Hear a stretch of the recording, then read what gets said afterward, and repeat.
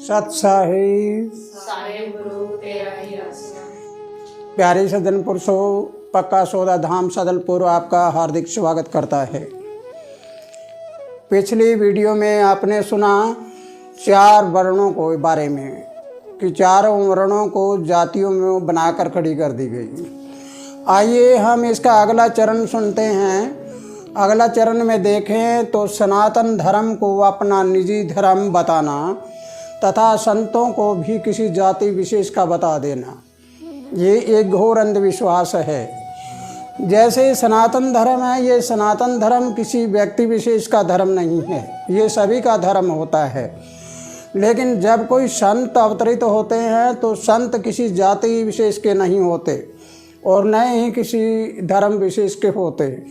लेकिन यहाँ तो हमारे क्या कर दिया गया, यहाँ तो सनातन धर्म में भी संत बना दिए गए और संतों की जातियाँ बना दी गई और संतों की अलग अलग क्वालिटियाँ बना दी गई कि ये उसका संत है, ये उसका संत है। संत नाम शीलता, संतोष, नम्रता और शांति का होता है। जब शीलता, संतोष, नम्रता, शांति रखते हैं तो पहले हमें तो ये सोचना होगा संत क्यों बनते हैं। संतों की अपनी एक जाति होती है, अपना एक समाज होता है।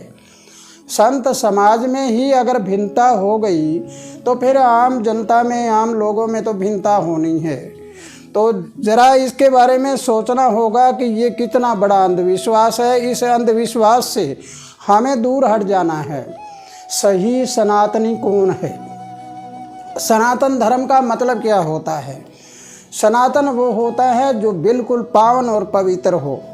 देह के 3 दोष होते हैं, चोरी, जारी, हत्या। मन के 3 दोष होते हैं, ईर्ष्या, घमंड, मनसा, पाप। और जबान के 4 दोष होते हैं, कड़वा वचन, झूठ, चुगली और चापलूसी। वो कम से कम ये 10 दोषों से बाहर रहते हों, वो सनातनी होता है। सनातनी ऐसे नहीं करते कि मैं उसको ये कर दूँ, उसको ये कर दूँ, उसको ये कर दूँ, नहीं, ऐसा नहीं होता। लेकिन संत किसी जाति विशेष का नहीं होता। तो चलिए आगे चलिए, आगे क्या हुआ, आगे चल के देखते हैं। तो एक बड़ी अजीब बात हुई। बड़ी अजीब बात ये हुई कि सनातन में छुआछूत पैदा करना और मंदिरों में किसी का प्रवेश करना जारी है, किसी का प्रवेश निषेध बता दिया गया।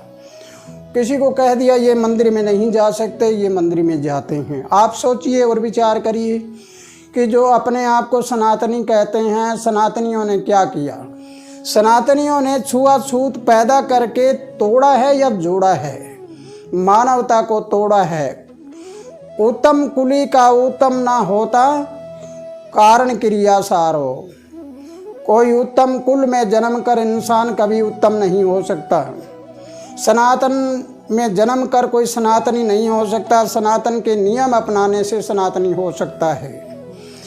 ऐसे प्रकार मंदिरों में जाने या निषेध बता दिया कि उनको मंदिर में नहीं जाने देगी। शूद्र कोई जाति नहीं होती, ब्राह्मण कोई जाति नहीं होती। आपको अवगत कराना चाहूँगा कि सही ब्राह्मण कौन है।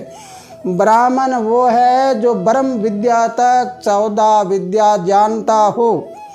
विद्याओं का नाम बड़े गौर से सुनना है।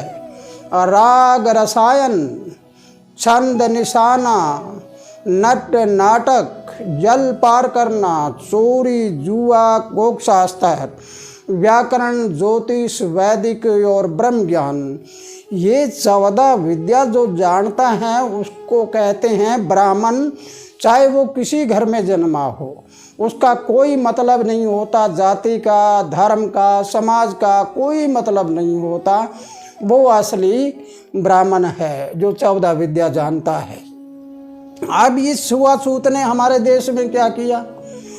इस छुआछूत ने हमें सब जगह से अलग थलग कर दिया। संतों में भी छुआछूत पैदा हो गई, आम लोगों में भी हो गई, धर्म में भी हो गई, सब जगह हो गई। तो आइए हम आगे चल के देखते हैं। तो आगे क्या हुआ? कर्म से नफरत होती है।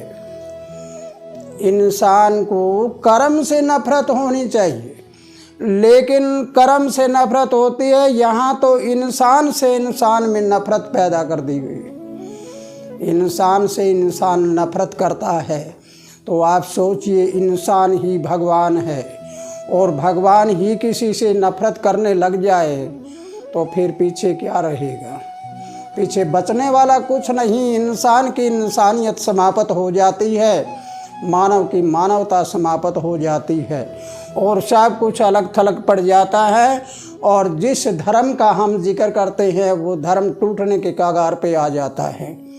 क्या कारण है? आज भागते हैं लोग, सनातन से मुंह फेरते हैं, क्योंकि सनातन में गिने चुने लोग हैं, वही अपने आप को सनातनी बताते हैं। लेकिन जब जिक्र आ जाता है किसी शूद्र लोगों का, तो शूद्र कोई जाति नहीं होती। शूद्रों के घर में अगर कोई विद्वान जन्म जाए तो उनको हम क्या कहेंगे? अब संत रविदास जी कहाँ जन्मे थे? कबीर साहब कहाँ जन्मे थे? इस प्रकार बहुत से ऐसे संत हुए हैं जिनको कह दिया कि ये शूद्रों के घर जन्मे। अब वो संत हैं, संत का क्या वर्ण होता है? संत का वर्ण तो संत ही होगा। और संत की क्या जाति होती है? संत की जाति तो संत ही होगी। लेकिन यहाँ तो आकर जाति और धर्म में सब बंटवारा कर दिया गया। अब हमें क्या करना चाहिए? हमें कर्म से नफरत करनी चाहिए और इंसान से नफरत से दूर रहना चाहिए। कर्म अगर किसी के बुरे हैं, अगर वो अच्छे कर्म करने लग जाए तो फिर वो क्या होगा? अब ऋषि वाल्मीकि जी ने रामायण लिखा, रामायण लिख दिया उन्होंने अपने हाथ से, लेकिन उनको कह दिया वाल्मीकि है ये, वो शूद्र हैं। ये क्या मतलब हुआ? इस प्रकार ये भिन्नता पैदा हो गई। आगे चलिए जरा। कर्म को जाति बना दिया, कर्म को ही जाति बना दिया। एक इंसान कर्म करता है, उसको कह दिया ये फला जाति का है, और कर्म को जाति बनाकर जाति को जन्म के साथ जोड़ दी गई। एक इंसान लोहे का कर्म करता है, काम करता है, उसको लोहार कहा, और उसके घर में जन्म कर अगर वो स्कूल में मास्टर लग जाए तो फिर उसको क्या कहेंगे? ये लोहार है। उस जाति को कर्म के साथ जोड़ दिया गया। बल्कि जो मास्टर होते हैं, अध्यापक होते हैं, वो तो ब्राह्मण हैं।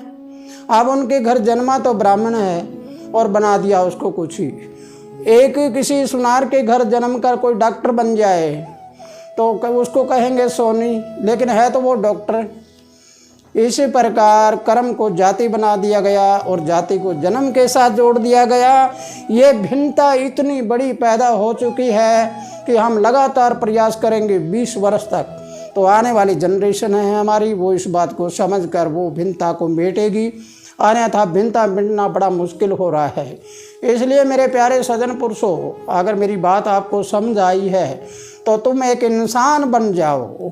इंसान बनकर तुम देखो, फिर जीने का आनंद देखो, जीने का क्या आनंद है।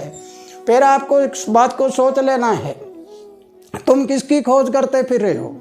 ये फला जाति का है, ये धर्म का है, ये समाज का है, लेकिन तुम जिसकी खोज कर रहे हो तो मृत्यु तुम्हारी खोज करती फिर रही है। एक दिन मृत्यु तुम्हारी अपने आप खोज कर लेगी। उस दिन कौन धर्म बचेगा, कौन जाति बचेगी, किसके पास रहेगी? इसलिए जिंदा जी हम सब एक हो जाएं, जिंदा जी नफरत हटाकर भाईचारा बढ़ाएं और प्रेम पैदा कर दे। इसी के साथ खुशहाल रहो, आनंद करते रहो और अगली वीडियो का इंतज़ार करते रहो। अगर मेरी बात समझ आई है तो इस वीडियो को ज़्यादा से ज़्यादा शेयर करिए ताकि लोगों में प्रकाशन हो जाए, ज़्यादा प्रकाश जाग जाए और लोगों को ज्ञान हो जाए। सत्साही।